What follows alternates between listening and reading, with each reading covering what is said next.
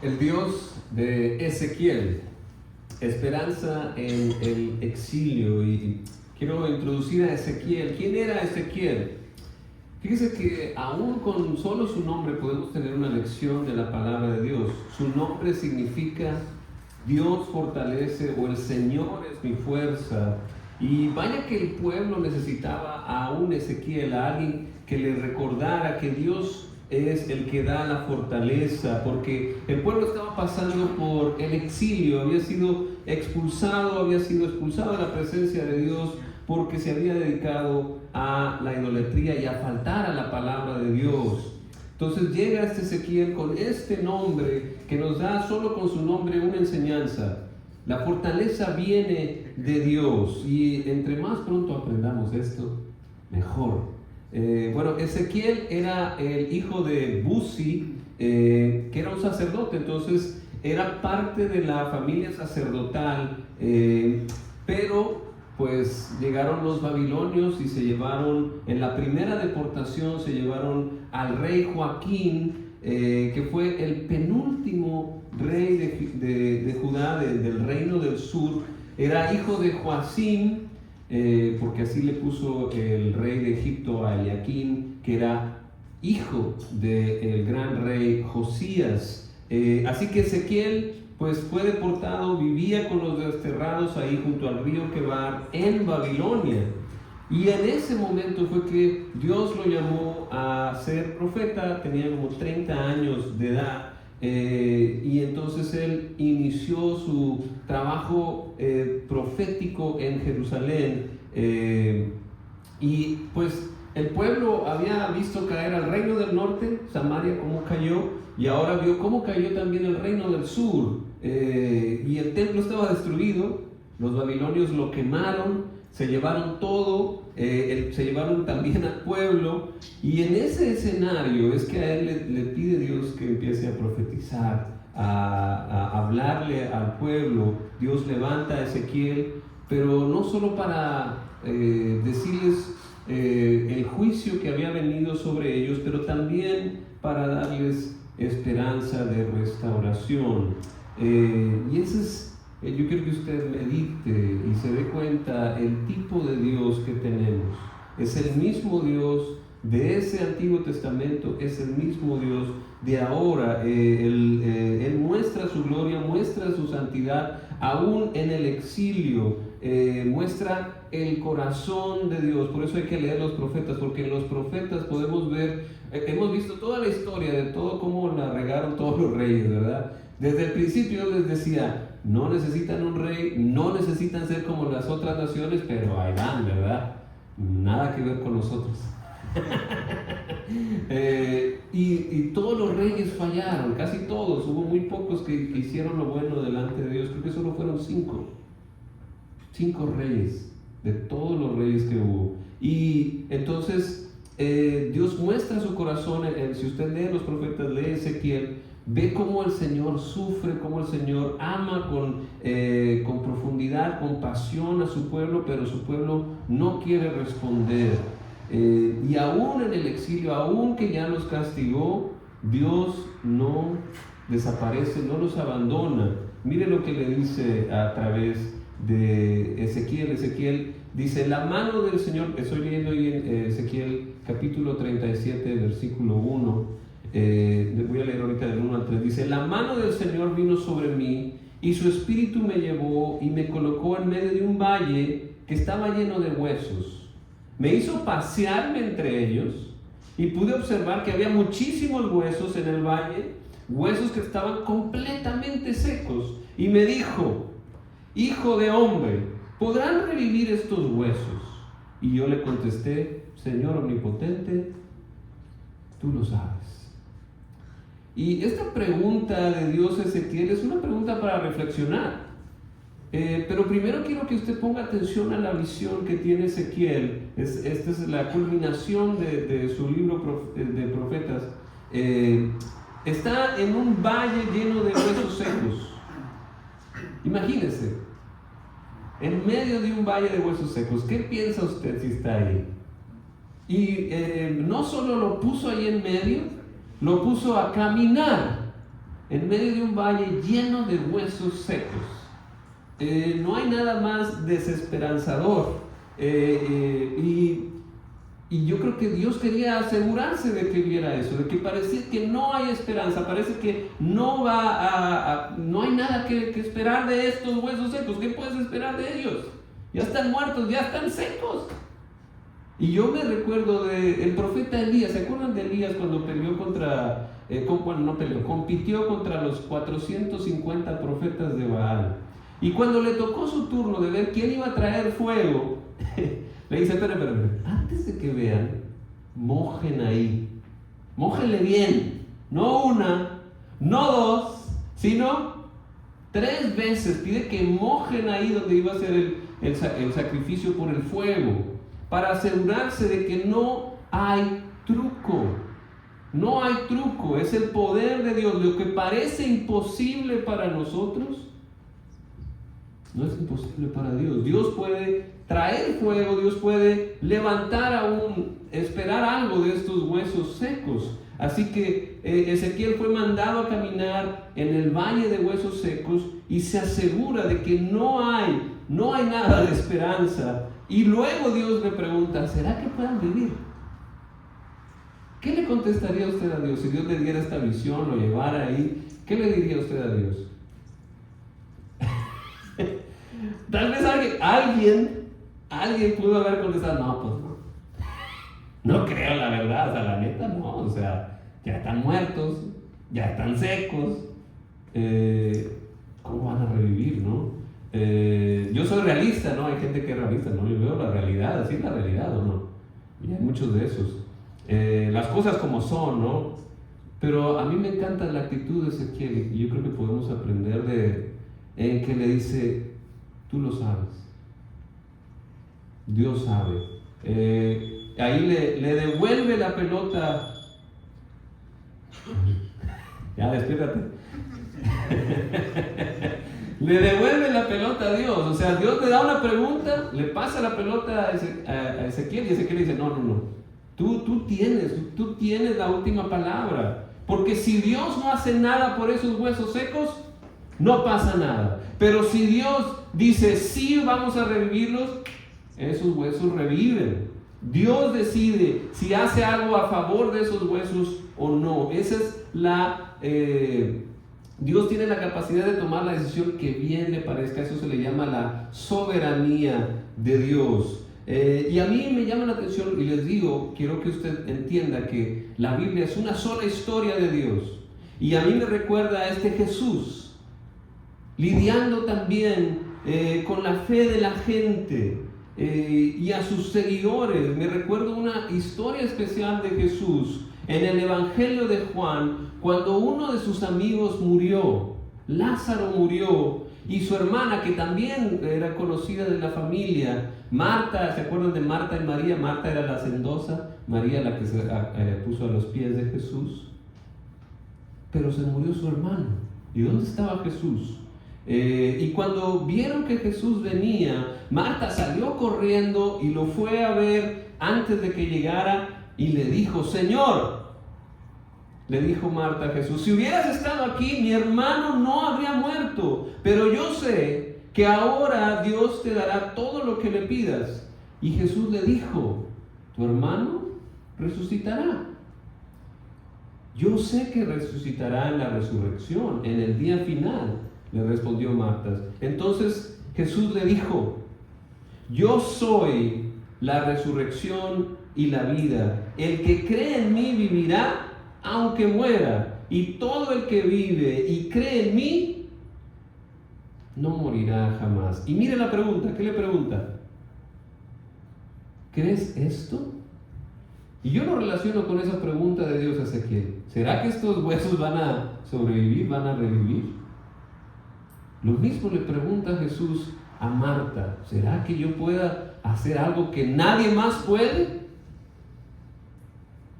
Son cosas que solo Dios puede hacer, dar la vida. Y cabe mencionar que Jesús dice, cree en Dios. ¿Qué le dice? ¿Crees esto? ¿Y qué es esto?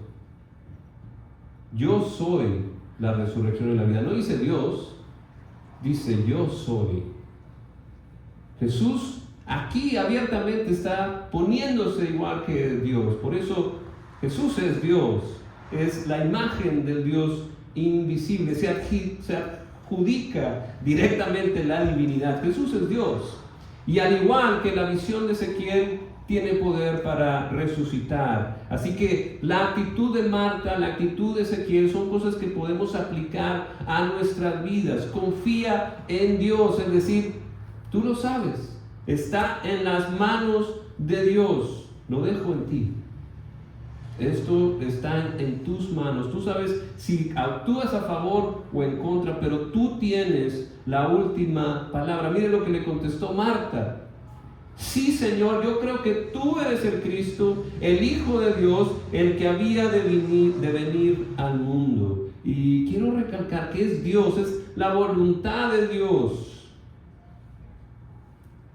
Para Él es la honra, la gloria y el poder. Dios es soberano. Tú lo sabes, Señor. Tú decides si viven estos huesos o no. Es una actitud de confianza en la buena voluntad de Dios. Dios sabe si lo revive o no lo revive. Y regresando al contexto de los israelitas que habían sido deportados por faltarle a Dios. Y yo también relaciono eso en nuestro contexto, en que nosotros fuimos exiliados del reino de Dios por nuestro pecado. La palabra de Dios lo dice, que éramos enemigos de Dios, dice Romanos 5:10. Pero aún en el exilio, aún comportándose como enemigos de Dios, Dios manda esperanza. Dios demuestra su amor por nosotros en esto, que cuando todavía éramos pecadores, Cristo murió por nosotros. Y ese mismo Dios sigue siendo el mismo ayer, hoy y siempre. Continúa la lectura de Ezequiel 37. Vamos a los versículos 4 y 6. Miren lo que pasó.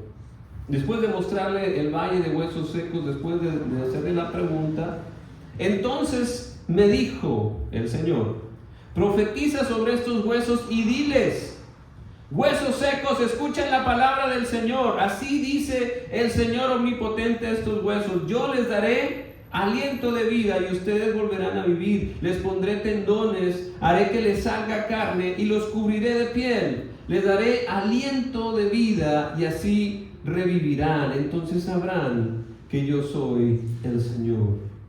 La palabra del Señor tiene poder, poder para dar vida, poder para restaurar, para devolver lo que se había perdido, para sanar lo que parecía inútil, sin esperanza, sin futuro. Puede ser restaurado por la palabra de Dios. El mensaje es el mismo hoy. Escucha la palabra de Dios. Dios quiere bendecirnos, restaurarnos, darnos de su aliento de vida, tener esa vida abundante.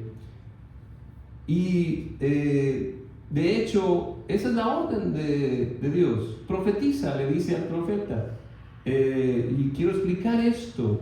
Esa orden sigue vigente de profetizar. Profetizar, quiero que usted entienda, profetizar es decir lo que Dios ya ha dicho. Lo que Dios te ha dicho, eso es lo que vas a profetizar. Cuando tú hablas la palabra de Dios, estás profetizando, estás proclamando la palabra de Dios, simplemente repitiendo lo que Dios te ha dicho que digas. Ser profeta, no es lo mismo que ser un adivino o que ser un vidente del futuro, sino se trata de comunicar el mensaje que Dios ha dado a conocer. Y Dios ya ha dado mucho a conocer. Se ha dado a conocer plenamente, completamente en Cristo. Él es la imagen del Dios invisible. Entonces tenemos que proclamar a Cristo con nuestras palabras, con nuestros hechos. Nos convertimos en profetas de Dios cuando proclamamos su palabra con nuestra vida, teniendo en cuenta que Dios es el que da vida, no nosotros. Entonces no se cargue con esa responsabilidad tampoco. No es nuestra responsabilidad convertir a la gente. Nuestra responsabilidad es compartir la palabra de Dios. Lo que pase con ese terreno depende de Dios. Por eso dice: ¿crees tú que puedan vivir estos huesos? Eso depende de Dios. Yo echo la semilla como profeta, yo digo la palabra de Dios, pero el Señor puede hacer o no hacer lo que Él quiera con esa persona, con esa gente que estamos compartiendo.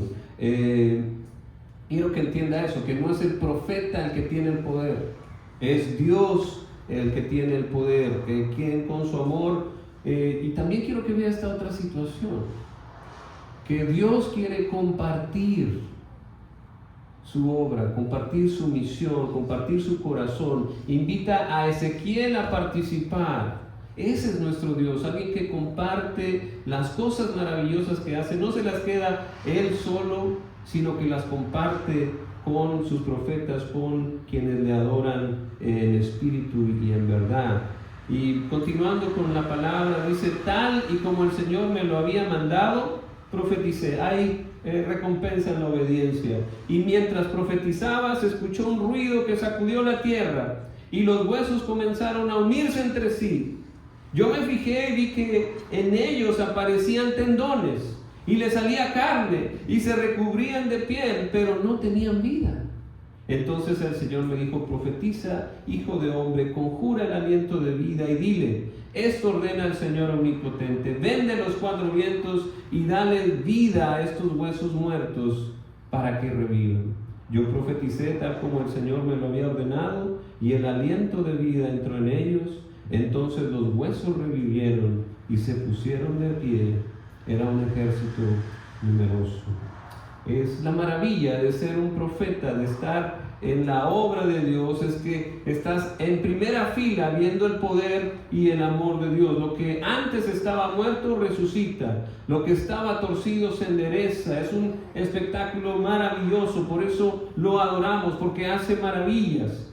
Pero si vemos esa dinámica, Dios comparte sus sueños con el profeta, comparte su corazón, comparte la obra con él. Como les digo, podría haberlo hecho solo, pero invita a Ezequiel. Él quiere una relación personal con cada uno de nosotros, quiere involucrarnos en su obra. Edgar, ahora quiero que te involucres, vamos a hacer esto, tengo este sueño para la gente, y quiero hacerlo a través de ti. Quiero hacer grandes maravillas, pero quiero que lo hagamos juntos. Ese es nuestro Dios. Y regresando al contexto histórico, mire cómo termina el pasaje, porque esta visión tiene un significado específico. Dice, luego me dijo, hijo de hombre, estos huesos son el pueblo de Israel. Ellos andan diciendo, mire lo que anda diciendo, nuestros huesos se han secado, ya no tenemos esperanza, estamos perdidos. Por eso profetiza y adviérteles que así dice el Señor omnipotente, pueblo mío, abriré tus tumbas y te sacaré de ellas, te haré regresar a la tierra de Israel, y cuando haya abierto tus tumbas y te haya secado de allí, entonces, pueblo mío, sabrás que yo soy el Señor. Pondré en ti mi aliento de vida y volverás a vivir, y te estableceré en tu propia tierra. Entonces sabrás que yo, el Señor, lo he dicho y lo cumpliré, lo afirma el Señor. Dios da un mensaje de esperanza a los exiliados, a los que habían sido expulsados, deportados por los babilonios, que habían perdido la esperanza. El templo había sido destruido, que era la representación de la presencia de Dios. Por eso decían, nuestros huesos se han secado ya. No tenemos motivo para vivir, estamos perdidos. Y eso me hace a mí reflexionar. ¿Conoce usted a alguien así? Que diga, ya no hay esperanza. O usted mismo se ha sentido así o se siente así. Por las situaciones de la vida, sean cuales sean las situaciones de la vida, a veces podemos pensar así. Pero hay un mensaje de esperanza hoy y siempre en la Biblia. Algo que solo Dios puede hacer, dar vida a los huesos secos espiritualmente, porque pueden levantarse y caminar, ser parte de este ejército de Dios, un miembro valioso, puedes convertirte de la obra de Dios. Dios puede hacer esto, Dios puede reparar tu alma, sanar tu corazón. Hay un mensaje de esperanza, y ese mensaje de esperanza nosotros lo llamamos el Evangelio, las buenas noticias en Cristo para todos los exiliados por el pecado. El mensaje es el mismo. Vengan a mí, yo les daré descanso. Vengan a mí los que tienen sed y serán saciados. En Jesús hay redención, hay salvación del pecado, hay esperanza para tu alma, hay vida eterna. Cristo ya pagó el sacrificio que te tocaba a ti y a mí. Lo que nos tocaba del exilio lo pagó Cristo. Lo golpearon, lo humillaron, lo crucificaron y lo mataron en una cruz en tu lugar y en el mío. Pero Él resucitó al tercer día. Venció a la muerte, venció al pecado. Ofreció su vida por la tuya. Si crees esto y proclamas a Cristo como tu Señor, como tu Rey, tu fe es tomada por justicia delante de Dios, no tus obras. Si crees en Cristo de esta manera, tienes entrada al reino de Dios. Ya no serás un exiliado, ya no serás un deportado por tu pecado, ya no estarás bajo condenación, porque la paga del pecado es muerte, pero el regalo de Dios es vida en Cristo Jesús. Ese es el mensaje de esperanza para todos. Serás un ciudadano del reino de los cielos por la fe en Cristo. Serás una nueva criatura. Nacerás de nuevo. Tendrás ese aliento de vida, el Espíritu de Dios, como garantía del paraíso con Dios en el futuro. Eso es lo que Dios hizo, lo que Dios prometió en Cristo. Eso es lo que nosotros llamamos el Evangelio, las buenas noticias, del griego eu, que significa bueno, y ángelos, que significa mensaje. Evangelio, el mensaje bueno para nosotros, que es lo mismo que Dios estaba haciendo con su pueblo exiliado en Babilonia. Les manda este mensaje de esperanza, así como nosotros ahora tenemos el Evangelio, esperanza para los que nos sentíamos perdidos, que ya nos tocaba solamente la muerte. Dios nos dice: no, tú eres parte ahora de mi ejército, eres parte de mi reino si aceptas a Cristo como Rey, y hay perdón de pecados. Dios devuelve la esperanza al perdido, así como Dios lo prometió a este pueblo exiliado, también nos lo promete a nosotros. Romanos 5:10. Porque si cuando éramos enemigos de Dios fuimos reconciliados con Él mediante la muerte de su Hijo, con cuánta más razón, habiendo sido reconciliados, seremos salvados por su vida, por su resurrección. Así que Dios muestra su amor, nos involucra con una pregunta: ¿será que puedan vivir estos huesos? ¿Será que yo pueda devolver la vida a alguien? ¿Será que yo pueda cambiar el destino de alguien? Por eso debemos de responder en adoración. Dios se merece nuestra devoción total, el primer lugar en nuestra vida. También este pasaje nos llama, como Ezequiel, a recordar que debemos también nosotros a proclamar el mensaje de Dios con nuestra vida, con nuestra boca, dar testimonio de que Cristo vive y que puede llenar de vida y esperanza a la gente, como lo ha hecho con mi propia vida. Así termina el Evangelio de Juan. Jesús se acercó entonces a ellos y les dijo: se me ha dado toda autoridad en el cielo y en la tierra, por lo tanto, vayan y hagan discípulos de todas las naciones, bautizándolos en el nombre del Padre, del Hijo y del Espíritu Santo, enseñándoles a obedecer todo lo que les he mandado a ustedes, y les aseguro que estaré con ustedes siempre hasta el fin del mundo. Se nos ha dado una misión. Adoramos a Dios cuando cumplimos la misión, cuando hacemos discípulos, cuando los bautizamos y cuando los enseñamos a obedecer a Cristo.